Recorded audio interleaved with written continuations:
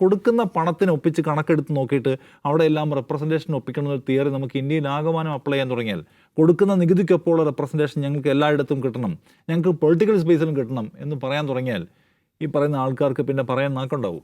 സികേഷ്, ഇപ്പോൾ അതിനകത്ത് ഈ വൈഷ്ണോദേവി ടെമ്പിളിലെ പൈസ കൊണ്ട് നടത്തുകയും അല്ലെങ്കിൽ അതിങ്ങനെ നിർമ്മിക്കുകയും ചെയ്തിട്ടുള്ള ഒരു മെഡിക്കൽ കോളേജിൽ ഹിന്ദുക്കൾക്ക് അർഹമായ പ്രാധാന്യം കിട്ടണം എന്ന് ആവശ്യപ്പെടുകയാണ് അവർ.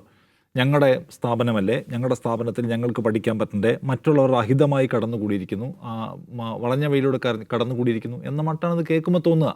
പക്ഷെ അങ്ങനെയല്ലല്ലോ. രാജ്യത്ത് മെഡിക്കൽ കോളേജുകളിലേക്ക് പ്രവേശനം നേടാൻ എന്താണോ സംവിധാനം ഉള്ളത്, ആ സംവിധാനം വഴി നീറ്റ് മെറിറ്റ് വഴി ആൾക്കാർ പ്രവേശനം നേടുകയാണ്. അതേ മെറിറ്റ് ഉപയോഗിച്ചുകൊണ്ടാണ് അവിടെയും പ്രവേശനം നേടിയിട്ടുള്ളത്. അതിൽ 90% ആളുകൾ മുസ്ലിങ്ങളാണ്, കശ്മീരിലാണ് എന്ന കാര്യം ഓർക്കണം. അപ്പോൾ അതുകൊണ്ട് അവിടുത്തെ പോപ്പുലേഷനകത്ത് നിന്ന് സ്വാഭാവികമായിട്ടും വരുന്ന ആളുകളുടെ എണ്ണം അതിലേക്ക് പ്രതിഫലിക്കാൻ സാധ്യതയുണ്ട്. അതങ്ങനെയാണ് കാണേണ്ട കാര്യം.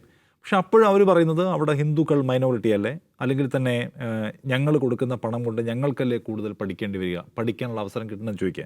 അതിൻ്റെ വിശദാംശത്തിലേക്ക് പോകുന്നതിന് ഞാൻ വെറുതെ ഒരു കാര്യം ചോദിക്കട്ടെ. ഇപ്പോൾ ഇന്ത്യയിൽ എല്ലാവരും ഒരുപോലെ നികുതി കൊടുക്കുന്നുണ്ട്. ഹിന്ദുക്കളും നികുതി കൊടുക്കുന്നുണ്ട്, മുസ്ലിങ്ങളും നികുതി കൊടുക്കുന്നുണ്ട്. മുസ്ലിങ്ങൾക്കും ഹിന്ദുക്കൾക്കും നികുതിയിൽ കുറവോ കൂടുതലോ ഒന്നുമില്ല. എന്നാൽ ഇന്ത്യയിലെ ഈ പൊതുമേഖലയിൽ വിദ്യാഭ്യാസ സ്ഥാപനങ്ങളിൽ പഠിക്കുന്നവർ, വിദ്യാഭ്യാസ സ്ഥാപനങ്ങളിൽ ജോലി ചെയ്യുന്നവർ, ഡോക്ടർമാർ, പോലീസുകാർ, പട്ടാളക്കാർ, ഉന്നത ഉദ്യോഗസ്ഥർ, ഇവരുടെ എല്ലാം കണക്കെടുത്ത് വെച്ചിട്ട് മുസ്ലിങ്ങൾ കൊടുക്കുന്ന നികുതിക്ക് ആനുപാതികമായ റെപ്രസെൻറ്റേഷൻ ഇവർക്കുണ്ടോ? ദലിതർ കൊടുക്കുന്ന നികുതിക്ക് ആനുപാതികമായ റെപ്രസെൻറ്റേഷൻ ഉണ്ടോ? കുറച്ചുകൂടെ വലിയ സ്കെയിലിൽ നമുക്ക് ആലോചിക്കാം. എന്നിട്ട് നമുക്ക് ഈ യുക്തി എടുക്കാം. അതായത് ഞങ്ങൾ കൊടുക്കുന്ന നികുതി പണം കൊണ്ട്, ഞങ്ങൾ കൊടുക്കുന്ന കോൺട്രിബ്യൂഷൻ കൊണ്ട് ഉണ്ടാക്കിയെടുത്ത് ഞങ്ങൾക്ക് കൂടുതൽ കിട്ടണം. അപ്പോൾ ഓരോരുത്തരും കൊടുക്കുന്ന പണത്തിനനുസരിച്ച് അവർക്ക് റെപ്രസെൻറ്റേഷൻ കിട്ടണമെങ്കിൽ നിങ്ങൾ കാണേണ്ട കാര്യം, ഇവിടെ ഈ പറയുന്ന കോളേജിൽ മാത്രം 90% എന്ന് വെച്ചാൽ ഇന്ത്യയിലെ മൊത്തം സ്ഥിതി എടുക്ക്, ഇന്ത്യയിലെ മൊത്തം സിനാരിയോ എടുക്ക്. അവിടെ എല്ലാം ഈ പറഞ്ഞ മുസ്ലിങ്ങളും ദലിതരും ഇതുപോലെ 90% ഉണ്ടോ? 45% ഉണ്ടോ?